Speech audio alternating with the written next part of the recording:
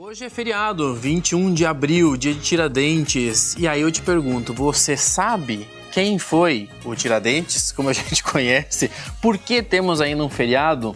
Professor Edson Gavazzoni, tudo bem contigo? Tudo bem. Feriado sempre é bom, né? Sempre é bom, né? Agora, entender o porquê do feriado é melhor ainda, né? Mas as pessoas falam assim, é feriado, Tiradentes. Tá, mas e o que é o Tiradentes, na verdade? Pois é um feriado da República. A primeira coisa que a gente tem que entender que o episódio que aconteceu, que levou à morte de Tiradentes, é do Brasil Colônia, ordem do rei de Portugal, do governo português, e passado o período do Brasil colônia, entra o Brasil Império, que vai até 1889, daí nasce a República. A República vai lá atrás, pesca o episódio da morte de Tiradentes e institui como feriado. Tá. Então, assim, a gente compreende que é um feriado muito importante, porque é um feriado que simboliza um novo modelo político para o Brasil, a República. Tá, mas aí, quem que foi o Joaquim José da Silva Xavier? Que é esse cara aqui atrás, o compadre ali, né? Então, Tiradentes foi um dos personagens de um movimento que surgiu em Minas Gerais, que tinha como propósito a independência do Estado e a proclamação de uma república. Eles fizeram isto baseado em cima de algumas reivindicações. Usaram como desculpa ou como uma das ideias a decretação da derrama, que era a cobrança de impostos atrasados. Certo. O rei de Portugal exigia que o Brasil entregasse de imposto equivalente ao quinto, né, a quinta parte, em ouro equivalente a cerca de mais ou menos 1.500 quilos ano. Quando não dava 1.500 e era ele que contava, então às vezes dava 1.500 quilos, né? Mas ele instituiu um imposto chamado derrama que dava autonomia para os representantes de rei de Portugal aqui no Brasil entrar inclusive nas casas das pessoas e coletar o ouro. Todo o ouro que não tivesse o selo real era levado integralmente para o governo. Porque Porque tinha sido considerado como negligência não pagar e o castigo era perder tudo. Certo. É por isso que nesta época era proibido vender ouro em pó, né? Porque não tem como dar o selo real. Ok. Então, mas todo o conjunto que levou depois Tiradentes a ser instituído como o pai da República Brasileira é que ele era iluminista, junto com seus amigos iluministas. Por isso a implantação da República. A República Brasileira, o fundamento da República Brasileira e dos princípios econômicos do liberalismo econômico brasileiro são todos iluministas. E o iluminismo influenciou o mundo no século XVIII de forma profunda. A Revolução Francesa, iluminista. Independência dos Estados Unidos, iluminista. Inconfidência Mineira, iluminista também. Então a base dessa confusão toda que levou à morte de Tiradentes é o iluminismo, ou foi o iluminismo e esta ideia de não concordar com a derrama. E então ele foi um revolucionário, entre aspas. Profundamente. E ele era a parte mais frágil. E daí eram 12, 15, 50 pessoas que se reuniam direto ou indiretamente. 12 ou 13 foram presos. Todos foram condenados, um à morte, ele, e os outros foram mandados embora, expulsos do Brasil. Sim. Tiveram seus bens todos confiscados. Era uma revolução de classe média alta e ricos, então não era da classe baixa, era uma revolução da elite. E ele, tecnicamente, foi condenado à morte para servir de modelo, de exemplo e de temor para os outros. E por que escolheram ele? Vários motivos. Um, que ele era o mais... não o mais radical, mas o que não negou. Ele falou, não, eu estava junto com e eu defendo isto. E ele preferiu a morte, tecnicamente, por isso que os republicanos ressuscitaram a ideia dele, ou seja, implantar no Brasil uma república em 15 de novembro, que nós vamos comemorar daqui uns dias mais. E é engraçado, ao mesmo tempo, porque é um feriado que é instituído já há muito tempo no Brasil e ele é muito respeitado. Mas o que eu acho interessante também é que as pessoas esquecem da Nós história. esquecemos. Você é historiador e você sabe disso. As pessoas esquecem o porquê que aconteceu tudo isso. Quem são essas pessoas que fizeram e fazem parte da história do Brasil? A gente normalmente esquece, e esquece principalmente porque a gente, quando lembra que ele foi morto de forma muito assombrosa. Tem aquela imagem que é na forca, né? Que é isso. Porque as pessoas de casa, para entender, o governo usava a lógica parecida com boi de piranha, né? Que é uma expressão popular. Sim, que você né? joga tu um joga pra... um pra salvar os outros. Sim. Então, para pôr muito medo em todo mundo, você mata um bem matado, de forma assombrosa. Na época, essa atrocidade era usado como uma exemplificação. Tipo em praça pública. Isso, ele foi enforcado no Rio de Janeiro, foi esquartejado, pegaram a cabeça, levaram para a cidade natal dele e deixaram em exposição pública. Que daí aí tem uma controvérsia, que foi roubado, essas coisas, mas não vem o caso. Ou seja, para os nossos olhos é uma coisa horrenda, mas que na época era o modus operandi do governo português para pôr medo em todo mundo. Para que ninguém fizesse. Que ninguém fizesse, exatamente. E tanto foi que isso aconteceu em 1789, a Inconfidência Mineira, 1792, a morte dele. O Brasil só vai discutir de forma sistêmica a República 100 anos depois, praticamente. Ele foi, vamos dizer, um pioneiro, exatamente, um desbravador dessas ideias. Do começo de tudo. Isso. Porque qual é o fundamento da República? A República democrática, que era o que era defendido pela maioria das pessoas, é onde que tu tem a liberdade de expressão, Voltaire, Iluminismo. Tem os três poderes, Montesquieu, Iluminismo. Normalmente, as repúblicas defendem, na sua maioria absoluta, o liberalismo econômico, Adam Smith, iluminista. Então, se você pegar tudo que nós somos hoje, efetivamente, for fazendo uma regressão, nós vamos para sempre no iluminismo. E ele era o símbolo.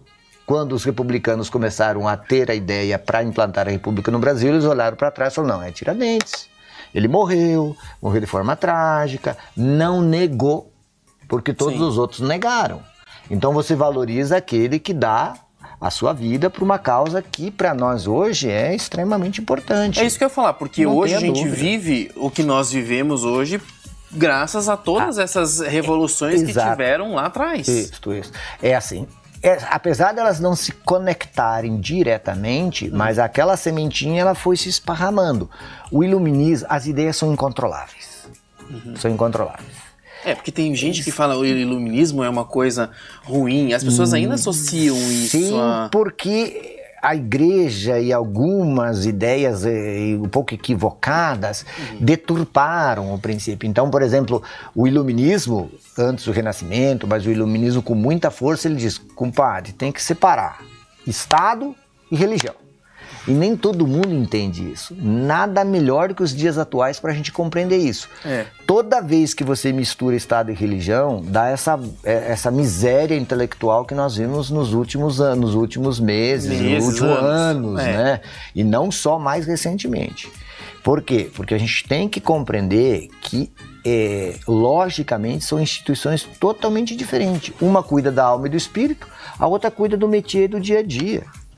Mas, ao mesmo tempo, elas culturalmente, socialmente, elas se entrelaçam e fazem coisas que não deveriam. Toda vez que profundamente se entrelaçaram, surgiram coisas horrendas. Idade Média, Inquisição é fruto disso. Sim. Né? De guardadas milhões de proporções e nada a ver com os dias de hoje, mas os regimes fascistas todos andaram muito abraçados com boa parte da igreja. Toda a reforma protestante foi dolorosa, sangrenta, horrenda, porque ela levou o sofrimento para todo mundo, seja para o lado de quem saía, para o lado de quem ficava. Aonde a gente percebe o mínimo de respeito, né, o povo americano, boa parte do tempo, passou muito respeitoso com isso, 90% de tempo. Ele respeita as ideias iluministas, respeita as religiões e vai andando. Essa mistura é complicada. Sim. E nesta época a igreja também achava o iluminismo horrendo e as ideias que inclusive Tiradentes tinha não eram muito boas para a igreja também. Falar sobre isso, falar sobre o Tiradentes é importante para a gente lembrar um pouco da nossa história. Sem isso, a gente não seria o que nós somos hoje, né?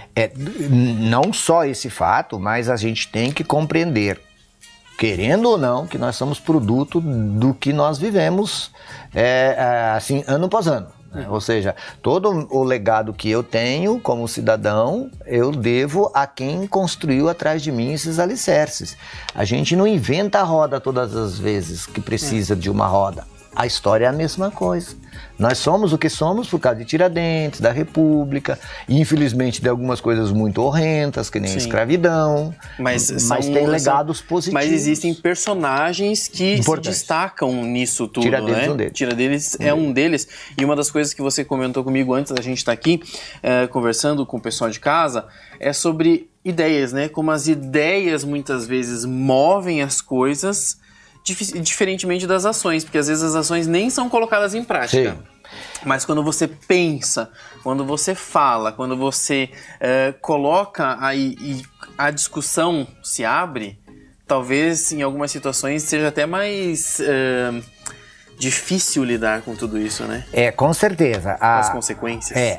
A ideia, quando ela é sistêmica e faz sentido, e ela é propagada de forma honesta, que nem foi o iluminismo, né? O iluminismo está o livro lá, você pode ler Riqueza das Nações, não tem nada demais. É a teoria do capitalismo que ele enxergou na sociedade, e também eles não inventaram muito moda, colocado no papel. A diferença é que as pessoas começam a ler e refletir isto, e vai se propagando. Por que Tiradentes e Minas Gerais? Boa parte da elite de Minas Gerais estudava na Europa e especialmente em Portugal, em algumas universidades altamente iluministas. Então tu vê, o que veio para o Brasil é contraditório. Quem matou Tiradentes e cerceou todo o processo de independência de Minas Gerais foi Portugal, mas a universidade que distribuía ideias não era controlada. Então a ideia se esparramou. E outra, todo mundo de casa sabe que não é qualquer ideia. É quando tem elas, um fundamento. Nossa, o iluminismo é complicado de se entender, porque se você começa a ler, ele pula pra dentro de você, velho. Literalmente. Porque você começa... Sim, porque você começa... Tipo, o iluminismo é uma espécie de desvelar a sociedade. Você vai desmontando ela. Como que uma pessoa lá sentada numa mesa em 1700 e uns pedaços me escreve os 3 poderes, executivo, legislativo e judiciário, cada um independente. Se você sair no mundo procurando hoje, guardado alguns países que interpretam de forma diferente, mas 95% tem os 3 poderes, ou mais. Mas alguém pensou lá atrás, em 1700 uma alguma pessoa coisa. Sentada, numa mesa lá. Então, quando a gente fala para as pessoas de casa o que é uma ideia, é esse nível. É um negócio que impacta muito. Não é uma ideia qualquer. São as grandes ideias, por isso que se torna clássico. Todos nós temos ideias. Às vezes nós escrevemos elas. E se ela for andando ladeira abaixo, ela não foi uma ideia do tipo impactante em termos de universalidade. Ou seja, qualquer pessoa do mundo que lê os livros iluministas vão entender. Às vezes o livro que eu escrevo, só eu e mais uns 3, 4 entendem. Então ela é micro. Gente, é impressionante. Adoro conversar com ele de verdade, porque eu poderia ficar aqui um tempão ainda para entender mais sobre isso. Volte mais vezes aqui, professor Edson, que é sempre muito bom. Com certeza. E aproveitar o restinho do feriado e ler um pouquinho de iluminismo. Ajuda muito. Ajuda, né? Ajuda muito. Pelo menos para você entender o que é. Né? Mas não tenha dúvida. Faz uma diferença aí. Quando você tem conhecimento, eu sempre falo para vocês. Obrigado mais uma vez, Edson. Amém. Até a próxima. Gente, nós ficamos por aqui e espero vocês na segunda-feira, aqui junto com a gente, a partir das 5 horas da tarde. Agora você fica com o programa EPC. Um abraço e até segunda.